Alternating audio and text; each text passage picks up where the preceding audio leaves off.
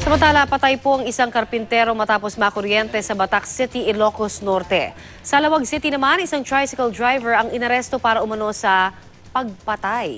Nakunan pa siya ng granada. Narito po ang unang balita sa probinsya.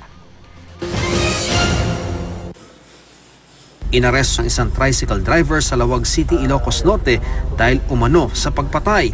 Kinilala ang suspect na si Roel Diego. Ayon sa pulisya, may nakapagturo kay Diego na siya ang pumatay sa isang Mark Francisco na natagpuan sa gilid ng highway noong Biyernes. Nakuhanan pa ng granada si Diego. Inamin naman ng suspect na nakasama pa niya ang biktima bago ito pinaslang, pero itinanggi niyang siya ang pumatay rito.